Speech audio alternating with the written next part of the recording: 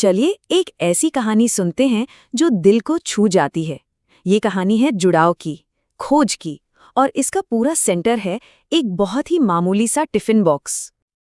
तो कहानी की शुरुआत होती है एक पुराने भीड़-भाड़ वाले रेलवे स्टेशन से। दिन थोड़ा नम है, बारिश की हल्की हल्की फुहारें पड़ रही हैं, माहौल में थोड़ी उदासी है, लेकिन कहीं ना कहीं एक उम्मीद भी छिपी हुई है।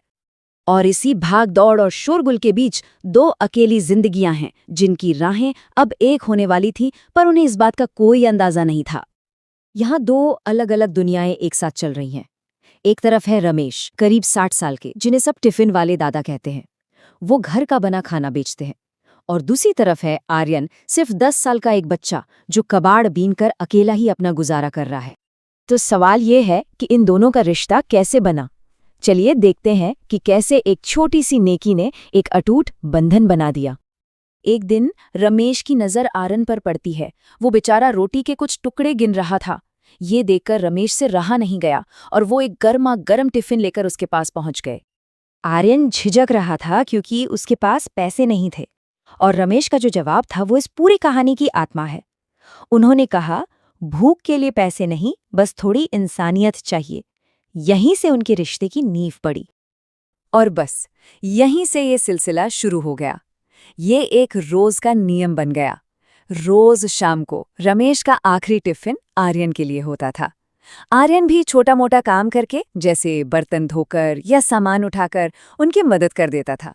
और देखते ही देखते दोनों के बीच एक अनकहा बाप बेटे जैसा रिश्ता पनपने लगा। लेकिन कहानी में ट्विस्ट तो अब आता है। पता है क्या? ये जो साधारण सा रिश्ता था ना, वो 15 साल पुराने एक राज से पर्दा उठाने वाला था। एक दिन यूं ही बातों बातों में रमेश ने आर्यन से पूछ लिया, बेटा तेरे घर वाले नहीं हैं? और बस इस एक सवाल ने रमेश की पुरानी दर्द भरी यादों को कुरेद दिया। आर्यन ने बताया कि उसकी माँ एक रेल हादसे में गुजर गई और पिता का कोई अता पता नहीं। ये सुनकर रमेश के दिल में जैसे एक टीस सी उठी, क्योंकि उसका अतीत भी रेलवे से ही जुड़ा था। रमेश ने फैसला किया कि वो आर्यन को एक बेहतर जिंदगी देंगे, उसका स्कूल में दाखिला कराएंगे, और इसी इरादे से जब वो कुछ कागजात ढूंढने के लिए अपना पुराना संदूक खोलते हैं, तो अनजाने में ही वो अपने अतीत की एक बहुत बड़े सुराग के करीब पहुंच जाते हैं।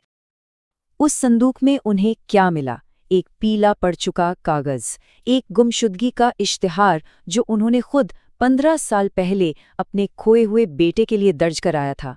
नाम था आर्यन रमेश शर्मा। तो अब कहानी उस मोड़ पर आ पहुंचती है जहां सब कुछ बदल जाने वाला था। वो पल जब आखिरी टिफिन का असली मतलब सामने आने वाला था। अगली सुबह रमेश के हाथ कांप रहे थे।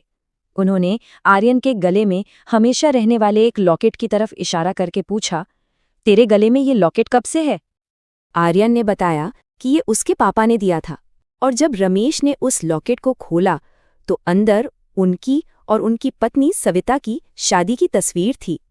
बस वो तस्वीर देखते ही रमेश की आंखों से आंसू बह निकले। वो भावनाओं के सैलाब में बह गए और लड़के को गले से लगाकर बोले, हे भगवान, तू मेरा बेटा है, मेरा आर्यन। जाहिर है आर्यन एकदम चौंक गया। उसे यकीन ही नहीं हुआ। उसे गुस्सा भी आया, लेकिन फिर रमेश ने उसे पूरी कहानी समझाई कि कैसे उस ट्रेन हादसे में वो बिछड़ गए थे। उन्होंने उसे छोड़ा नहीं था, किस्मत ने उन्हें अलग कर दिया था।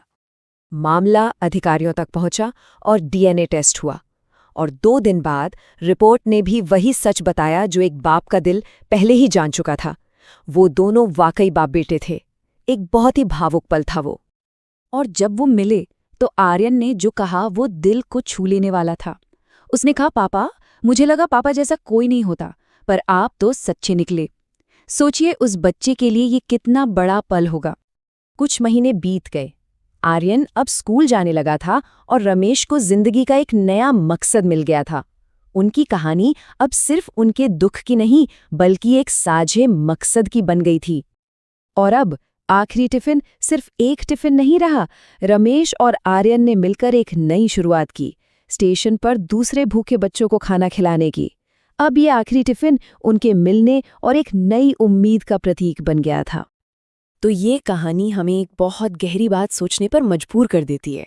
एक टिफिन, एक रिश्ता और एक जिंदगी। हमारी अपनी जिंदगी में वो आखिरी टिफिन क्या हो सकता है? मतलब नेकी का वो कौन सा छोटा सा काम है जो शायद अनजाने में ही किसी की या हमारी अपनी ही जिंदगी बदल दे।